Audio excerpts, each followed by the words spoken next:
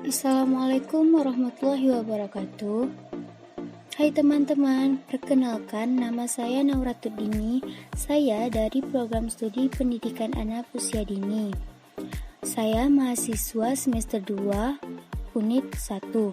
Di sini saya akan menjelaskan tentang perkembangan agama dan moral pada anak usia dini. Pendidikan anak usia dini ialah jenjang pendidikan sebelum jenjang pendidikan dasar, yang mana merupakan suatu upaya pembinaan yang ditunjukkan bagi anak-anak sejak lahir sampai dengan usia 6 tahun, yang dilakukan melalui pemberian rangsangan untuk membantu pertumbuhan dan perkembangan jasmani dan rohani, agar anak memiliki kesiapan dalam memasuki pendidikan yang lebih lanjut, yang diselenggarakan pada jalur formal, non-formal, dan informal. Tahap perkembangan jiwa beragama pada anak. Yang pertama, ada teori rasa ketergantungan. Teori ini dikemukakan oleh Thomas melalui teori Four Wishes-nya. Menurut Thomas, manusia dilahirkan ke dunia ini memiliki 4 keinginan. Yang pertama, keinginan untuk perlindungan. Yang kedua, keinginan untuk pengalaman baru. Ketiga, keinginan untuk mendapat tanggapan. Yang keempat, keinginan untuk dikenal. Yang kedua, ada teori insting keagamaan. Teori ini dikemukakan oleh Woody Woods, yaitu bayi yang dilahirkan sudah memiliki beberapa insting, di antaranya insting keagamaan. Fase perkembangan agama pada anak dimulai dalam usia 3-12 tahun. Menurut penelitian Ernest Hermar, perkembangan beragama anak-anak melalui beberapa fase. Yang pertama, ada fase tingkat dongeng. Tingkatan ini dimulai pada anak usia 3 hingga 6 tahun. Pada tingkat ini, konsep mengenai Tuhan lebih banyak dipengaruhi oleh fantasi dan emosi. Dalam tingkat perkembangan ini, seakan-akan itu menghayati konsep ketuhanan itu kurang masuk akal, sehingga dengan tingkat perkembangan intelektualnya. Yang kedua, ada tingkat kenyataan. Tingkatan ini dimulai sejak anak masuk sekolah dasar hingga sampai ke usia adolescence. Pada masa ini, ide ketuhanan anak sudah mencerminkan konsep-konsep yang berdasarkan pada kenyataan. Yang ketiga, ada the individual stage atau tingkat individu. Pada tingkat ini, anak telah memiliki kepekaan yang paling tinggi sejalan dengan perkembangan usia mereka. Konsep keagamaan yang individualistik ini terbagi atas 3.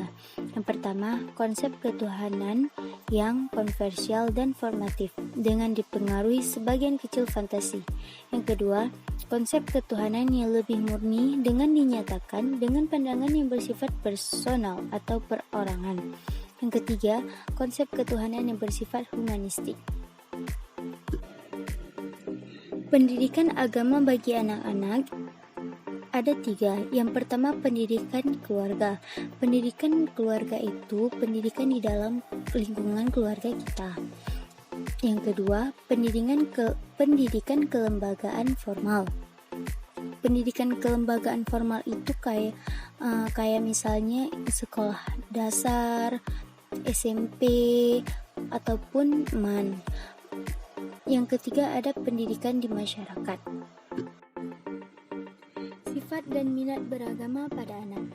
Yang pertama, pembinaan agama lebih banyak bersifat pengalaman langsung, seperti salat berjamaah, bersedekah, zakat, berkurban, meramaikan hari raya, dan sebagainya. Yang kedua, ada kegiatan agama disesuaikan dengan kesenangan anak-anak, mengingat sifat agama masih bersifat egosentris. Yang ketiga, pengalaman agama anak. Selain didapat dari orang tua, guru, dan teman-teman, mereka juga belajar dari orang yang di sekitarnya yang tidak mengajari mereka secara langsung. Yang keempat, ada pembinaan agama kepada anak juga perlu dilakukan secara berulang-ulang, melalui ucapan yang jelas serta tindakan secara langsung. Seperti mengajak mereka untuk sholat, mengenai menghafal bacaan-bacaan Al-Quran. Dan yang kelima, mengingat sifat agama masih imitatif, maka pemberian contoh nyata dari orang tua dan guru dan masyarakat lingkungan sangatlah penting. Yang keenam, perlunya melakukan kunjungan ke tempat-tempat atau pusat-pusat agama yang lebih besar, misalnya ke Masjid Raya Banda Aceh ataupun sebagainya yang bersifat keagamaan. Teori perkembangan anak usia dini. Menurut Lawrence Kohlberg, penilaian dan perbuatan moral pada intinya bersifat rasional. Kohlberg juga mengatakan bahwa terdapat pertimbangan moral yang sesuai dengan pandangan formal harus diuraikan dan yang biasanya digunakan remaja untuk mempertanggungjawabkan perbuatan moralnya. Adapun tahap-tahap perkembangan moral yang sangat terkenal yang dikemukakan oleh Lawrence Kohlberg ialah yang pertama, tingkat prakonvensional, yaitu dari usia 4 sampai 10 tahun. Tahap perkembangan moral yang aturan-aturan dan ungkapan-ungkapan moral masih ditafsirkan oleh individu atau anak berdasarkan akibat fisik yang akan diterimanya, baik itu berupa sesuatu yang menyakitkan ataupun kenikmatan. Yang kedua, ada tingkat konvensional, yaitu dari usia 10 hingga 13 tahun. Tahap perkembangan moral yang aturan-aturan dan ungkapan-ungkapan moral dipatuhi atas dasar menuruti harapan keluarga, kelompok, atau masyarakat. Yang ketiga, ada tingkat pasca konvensional, yaitu dari usia 13 tahun ke atas.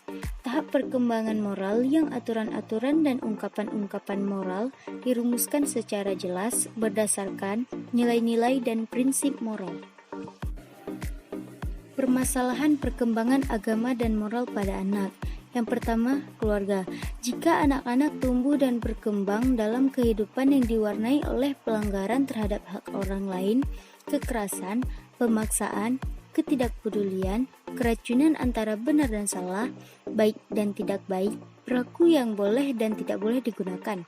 Jika warna kehidupan tersebut tidak dipahami oleh orang tua karena kurangnya pengetahuan tentang pendidikan anak, maka akan memungkinkan dampak buruk terjadi, sebab tidak adanya pengawasan maupun pencegahan sebagai bekal bersosialisasi di lingkungan sekitarnya.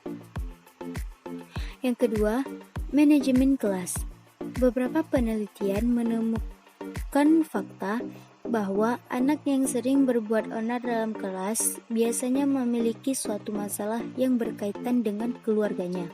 Dalam hal ini, guru harus menjelaskan secara gamblang perilaku anak kepada orang tua yang bersangkutan, untuk kemudian diupayakan solusi bersama, mengajak orang tua untuk berdiskusi dari hati mengenai masalah-masalah di rumah tangga yang mungkin turut memicu kekenakalan anak tersebut.